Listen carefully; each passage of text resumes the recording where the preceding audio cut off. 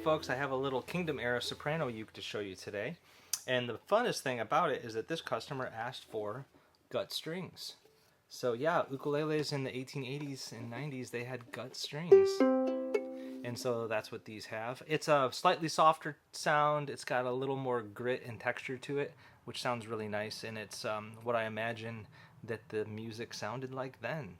So yeah, these Kingdom era instruments, they're based off my research into the first generation of ukuleles built in Hawaii. This one is the soprano size.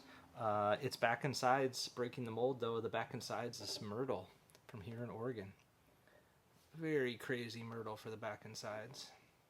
The top was Douglas fir, which many of the originals were. And makes perfect sense for someone in Oregon to be using Douglas fir, as you know. And it's got a fir neck as well with a myrtle stripe. Then the rest is walnut, and then my homemade rope binding from maple and walnut. I got a fly in here, excuse me. Yeah, and then the other thing this customer wanted is we've got a radius fretboard, which is uncommon, and we've got a pickup. So pretty cool. And these tuners, they look like violin pegs, but there's really a gear inside. So yeah, very useful for a modern player. Even though it's an old-timey design. So